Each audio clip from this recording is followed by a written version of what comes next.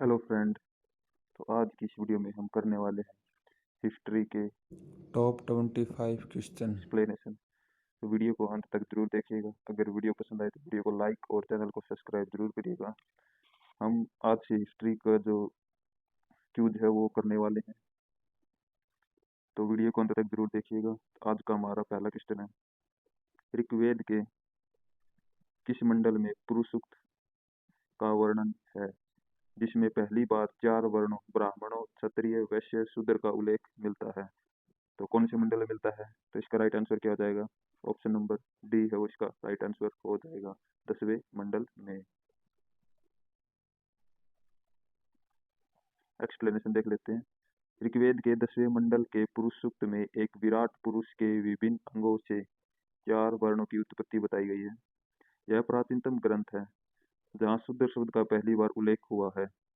जो ऋग्वेद का जो 10वां मंडल है उसमें शूद्र शब्द का पहली बार उल्लेख मिलता है, आपको याद रखना है। अगला क्वेश्चन है, सिंधु घाटी सभ्यता के किस स्थल से नर्तकी की कांस्य मूर्ति प्राप्त हुई है? Bronze, dancing girl. तो इसका राइट आंसर क्या हो जाएगा? हड़प्पा, मोहनजोदड़ो, कालीबंगा या लोथल। तो इसका राइट आंसर क्या हो जाएगा? मोहनजोदड़ो। ऑप्शन नंबर बी है इसका राइट आंसर हो जाएगा। एक्सप्लेनेशन देख लेते हैं।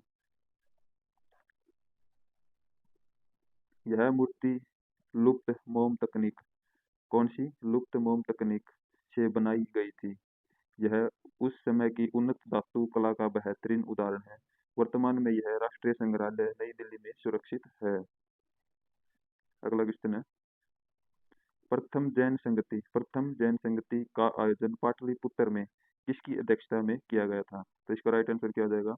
ऑप्शन नंबर ए, बी, सी देववर्दी समासरवन या फिर ऑप्शन नंबर डी हेमचंद्र। तो इसका राइट आंसर क्या हो जाएगा? थलबुद्र के समय में। ऑप्शन नंबर बी है वो इसका राइट आंसर हो जाएगा। एक्सप्लेनेशन देख लेते हैं। यह संगति लगभग 300 ईसा पूर्व में हुई थी। इस समय जैन धर्म दो संप्रदायों में श्वेतांबर और दिगंबर में विभाजित हो गया था। स्थलबुद्ध श्वेतांबरों के नेता थे। जो स्थलबुद्ध थे वो किसके नेता थे? श्वेतांबरों के नेता थे। अगला क्वेश्चन है,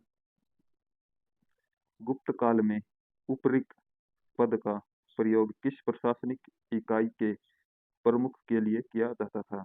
किसके लिए किया जाता था? ग्राम के लिए, विश्व के लिए, विश्व यानी कि जिला के लिए, भुक्ति यानी कि प्रांत, भुक्ति को प्रांत को क्या कहा जाता था? भुक्ति या फिर नगर के लिए। तो इसका राइट आंसर क्या हो जाएगा? ऑप्शन नंबर सी हो इसका राइट आंसर हो जाएगा। भुक्ति प्रांत के लिए उपरिक्त शब्द का प्रयोग किया जाता था। एक्सप्लेनेशन देख लेते हैं। गुप्त प्रशासन में साम्राज्य को भुक्तियों में बांटा गया था, जिसके गवर्नर या प्रमुख को ऊपरी कहा जाता था। जिले के प्रमुख को क्या कहा जाता था? विस्पति कहा जाता था। नेक्स्ट क्वेश्चन है, अगर आपको वीडियो पसंद आए तो वीडियो को लाइक और चैनल को सब्सक्राइब जरूर करिएगा। पीडीएफ के लिए आप डिस्क्रिप्शन में लिंक दिया गया है, वहाँ से पीडीएफ को डाउनलोड कर सकते हैं। अगला क्वेश्चन है, प्रसिद्ध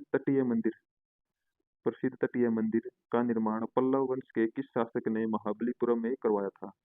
तो देववर्मन प्रथम ने, नरसिंह वर्मन प्रथम ने, या फिर राज सिंह नरसिंह वर्मन द्वितीय ने, या फिर नंदी वर्मन ने। तो इसका राइट आंसर क्या हो जाएगा? ऑप्शन नंबर सी है इसका राइट आंसर हो जाएगा। राज सिंह या फिर नरसिंह वर्मन द्वितीय ने करवाया था तटीय मंदिर का निर्माण। कहाँ पे? महाबलीपुरम में। अगला क्वेश्चन है, इसका एक्सप्लेनेशन देख लेते हैं। यह विस्तृत मंदिर द्रविड़ वास्तुकला का प्रारंभिक और उत्कृष्ट उदाहरण है। द्रविड़ वास्तुकला का प्रारंभिक और उत्कृष्ट उदाहरण है। इसे पत्थरों को काटकर नहीं बल्कि संरचनात्मक रूप से ईंटों और पत्थरों को जोड़कर बनाया गया था। अगला क्वेश्चन है, चोल राजा राजेंद्र प्रथम ने बंगाल के पाल शासक महिपाल को हराने के बाद कौन सी उपाधि धारण की थी? तो कौन सी उपाधि धारण की थी? मुहम्मद चोल, गंगकोड, मुदेरकोन या फिर चोलेंद्र। तो इसका राइट आंसर क्या हो जाएगा? ऑप्शन नंबर बी है उसका राइट आंसर हो जाएगा। गंगे कोड की उपाधि धारण की थी। एक्सप्लेनेशन देख लेते हैं। गंगा नदी के तट के अभियान को सफलतापूर्वक पूरा करने के कारण उन्होंने गंगकोड गंगा का विजेता कहा गया। उन्होंने इसी विजय की याद में गंगकोड चोलपुरम गंगकोड चोलपुरम नामक नई राजधानी भी बनाई। अगला है, दिल्ली सल्तनत की पहली महिला शासिका रजिया सुल्तान के खिलाफ विद्रोह करने वाला सरहिंद का गवर्नर कौन था?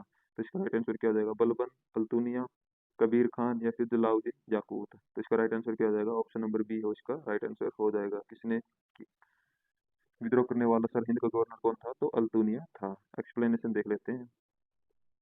बठिंडा, तबर हिंद के सूबेदार अल्तुनिया ने रजिया के खिलाफ विद्रोह किया था। बाद में रजिया ने अपनी सत्ता बचाने के लिए अल्तुनिया से विवाह कर लिया था। अगला क्वेश्चन है, मोहम्मद बिन तुगलक ने अपनी सांकेतिक मुद्रा टोकन करेंसी के रूप में किस धातु के सिक्के जारी किए थे? लोहे के, पीतल और तांबा के, जस्ता के या फिर शीशे के? तो इसका राइट आंसर क्या हो जाएगा? ऑप्शन नंबर बी हो इसका राइट आंसर हो जाएगा। पीतल और तांबा के सिक्के जारी किए थे। एक्सप्लेनेशन देख लेते हैं। चांदी की कमी को देखते हुए सुल्तान ने तांबे और पीतल के सिक्के चलाए जिनका मूल्य चांदी के टके के बराबर था। किसके? चांदी के टके के बराबर था।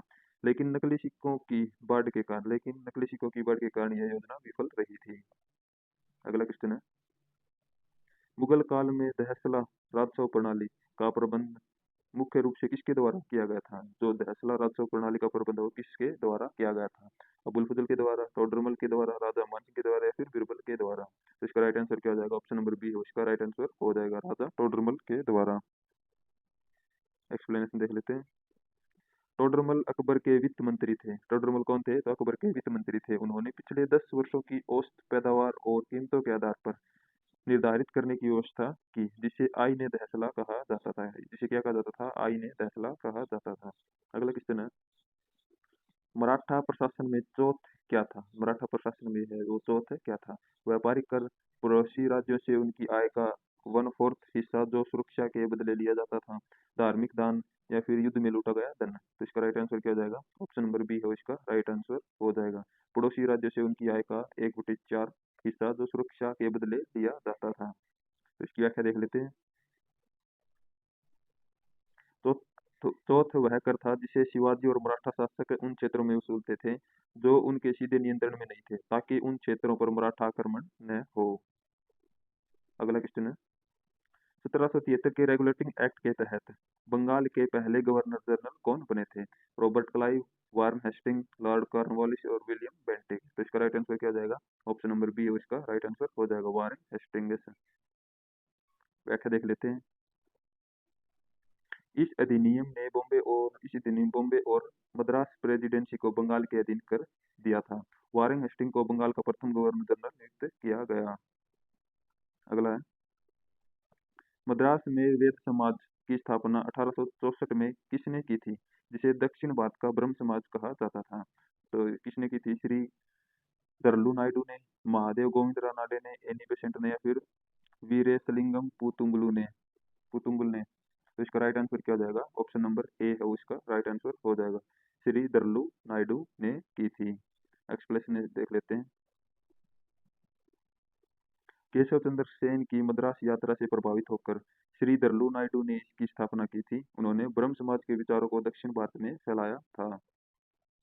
अगला क्वेश्चन है, 1857 के विद्रोह के दौरान लखनऊ में क्रांतिकारी सरकार का नेतृत्व किसने किया था? बेगम हजरत महल ने, खान बहादुर खान ने, कुंवर सिंह ने, मौलवी अहमदुल्ला ने? तो इसका राइट आंसर क्या जाएगा? ऑप्शन नंबर ए हो इसका राइट आंसर हो जाएगा, बेगम हजरत महल ने किया था। एक्सप्लेनेशन देख लेते हैं। बेगम हजरत महल ने अपने बेटे बिरजिश कादिर बेगम हजरत महल के बेटे का क्या नाम था? बिरजिश कादिर को अवध का नवाब घोषित कर अंग्रेजों के खिलाफ कड़ा संघर्ष किया। उन्होंने महक परी के नाम से भी जाना जाता था। बेगम हजरत महल को किस नाम से जाना जाता था? तो महक परी के नाम से भी जाना जाता था। अगला क्वेश्चन है, मुंडा विद्रोह का नेतृत्व 1899 से 1900 में किसने किया था, जिसे धरती आबा के नाम से जाना जाता था? तो सिद्धू और कान्हू ने, बिरसा मुंडा ने, जतरा भगत ने या फिर तिलका मांझी ने? तो इसका राइट आंसर क्या हो जाएगा? ऑप्शन नंबर बी हो इसका राइट आंसर हो जाएगा, बिरसा मुंडा ने। एक्सप्लेनेशन देख लेते हैं। बिरसा मुंडा ने छोटा नागपुर क्षेत्र में अंग्रेजों और जमींदारों के शोषण के खिलाफ विद्रोह किया था। उन्होंने एक नए धर्म बिरसेत की शुरुआत की थी। कौन से धर्म की शुरुआत की थी? बिरसेत की शुरुआत की थी। अगला क्वेश्चन है, भारतीय राष्ट्रीय कांग्रेस की पहली महिला अध्यक्ष कौन थी? तो कौन थी? सरोजिनी नायडू, एनी बेसेंट, नेली सेनगुप्ता या फिर विजय लक्ष्मी पंडित? तो इसका राइट आंसर क्या हो जाएगा? ऑप्शन नंबर बी हो इसका राइट आंसर हो जाएगा, एनी बेसेंट। पहली महिला पूछा है भारतीय राष्ट्रीय कांग्रेस, अगर पहली भारतीय महिला पूछे तो इसका राइट आंसर क्या हो जाएगा? आप मुझे कमेंट बॉक्स में बताइएगा। एक्सप्लेनेशन देख लेते हैं। एनी बेसेंट ने 1917 के कलकत्ता अधिवेशन की अध्यक्षता की थी। सरोजिनी नायडू 1925 में पहली भारतीय महिला अध्यक्ष बनी थी। किसकी? राष्ट्रीय कांग्रेस की। अगला क्वेश्चन है, क्रांतिकारी बाघाजतीन के नाम से किसे जाना जाता था, जिनका अंग्रेजों के साथ संघर्ष बूढ़ी बालम नदी के किनारे पर हुआ था? कौन सी नदी? बूढ़ी बालम नदी के किनारे पर हुआ था। तो कौन थे? सूर्यसेन, जतेंद्र नाथ मुखर्जी, जतेंद्र नाथ दास, रास बिहारी बोस। तो इसका राइट आंसर क्या हो जाएगा? ऑप्शन नंबर बी हो इसका राइट आंसर हो जाएगा, जतेंद्र नाथ मुखर्जी। तो एक्सप्लेनेशन देख लेते हैं। उन्होंने एक बाघ को अकेले मारा था, इसलिए उन्हें बाघाजतीन कहा गया। प्रथम विश्व युद्ध के दौरान उन्होंने जर्मनी की मदद से भारत में सशस्त्र क्रांति की योजना बनाई थी। किसने बनाई थी? जतेंद्र नाथ मुखर्जी ने। अगला क्वेश्चन है, एनी बेसेंट द्वारा शुरू किए गए होम रूल लीग आंदोलन का मुख्यालय कहाँ था? पूना में, अंडियार में, मुंबई में, बेलगांव में। तो इसका राइट आंसर क्या हो जाएगा? अंडियार में। ऑप्शन नंबर बी इसका राइट आंसर हो जाएगा। एक्सप्लेनेशन देख लेते हैं। तिलक की होम रूल तिलक की होम रूल लीग का मुख्यालय कहाँ पे था? तो ये था पूना में। कहाँ पे था? पूना में। जबकि एनी बेसेंट की लीग का मुख्यालय कहाँ पे था? मद्रास के अंडियार में था।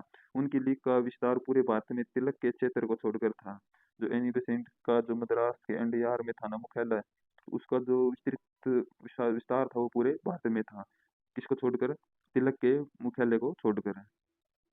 अगला क्वेश्चन है, सविनय अवज्ञा आंदोलन के दौरान तमिलनाडु में वेदारण्यम नामक सत्याग्रह का नेतृत्व किसने किया था? वेदारण्यम नमक सत्याग्रह का नेतृत्व किसने किया था? तो इसका राइट आंसर क्या हो जाएगा? के कल्पन, सी राजगोपालाचारी, टी प्रकाशम या फिर कामराज। तो इसका राइट आंसर हो जाएगा ऑप्शन नंबर बी हो इसका राइट आंसर हो जाएगा, सी राजगोपालाचारी ने। एक्सप्लेनेशन देख लेते हैं। जैसे गांधी जी ने दांडी मार्च किया, वैसे ही राजा जी ने त्रिनीचापल्ली से वेदारण्यम तक नमक यात्रा का नेतृत्व किया था। अगला है, doctor Bhimrao Ambedkar, B R Ambedkar ने 1924 में दलित के उत्थान के लिए किस संस्था की स्थापना की थी? सत्यशोधक समाज की, बहिष्कृत हितकरणी सभा की, हरिजन सेवक संघ की, आत्म सम्मान आंदोलन की। तो इसका राइट आंसर क्या हो जाएगा? ऑप्शन नंबर बी हो इसका राइट आंसर हो जाएगा, बहिष्कृत हितकरणी सभा की स्थापना की थी 1924 में डॉक्टर भीमराव अंबेडकर ने। व्याख्या देख लेते हैं। इसका मुख्य उद्देश्य दलितों में शिक्षा का प्रसार करना और उनकी सामाजिक आर्थिक स्थिति में सुधार लाना था। इसका नारा शिक्षित बनो, संगठित रहो, संघर्ष करो। इसका जो नारा था वो क्या था? शिक्षित बनो, संगठित रहो, संघर्ष करो। अगला क्वेश्चन है वही, सुभाष चंद्र बोस ने फॉरवर्ड ब्लॉक की स्थापना कब की थी? 1938 में, 1939 में, 1940 में या फिर 1941 में। तो इसका राइट आंसर क्या हो जाएगा? ऑप्शन नंबर बी हो इसका राइट आंसर हो जाएगा, 1939 में की थी। व्याख्या देख लेते हैं। त्रिपुरी अधिवेशन में गांधी जी के साथ मतभेद के बाद नेताजी ने कांग्रेस अध्यक्ष से क्या कर दिया था? इस्तीफा दे दिया था। कांग्रेस के भीतर ही एक नई प्रगतिशील शाखा फॉरवर्ड ब्लॉक का गठन किसने किया था? सुभाष चंद्र बोस जी ने किया था।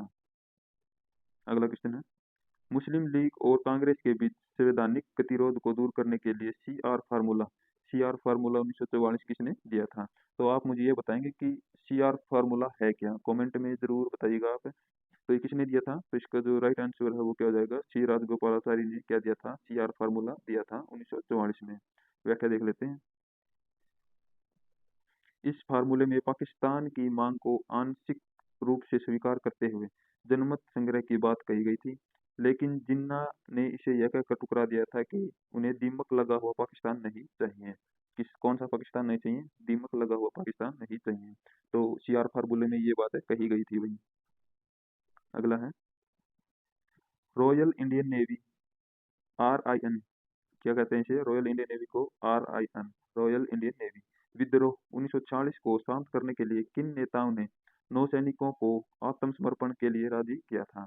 गांधी और नेहरू ने, वल्लभ भाई पटेल और मोहम्मद अली जिन्ना ने, सुभाष चंद्र बोस या राजगोपालाचारी ने, या फिर जयप्रकाश नारायण और अरुण आसफ अली ने। तो इसका राइट आंसर क्या हो जाएगा? ऑप्शन नंबर बी हो इसका राइट आंसर हो जाएगा, वल्लभ भाई पटेल और मोहम्मद अली जिन्ना ने।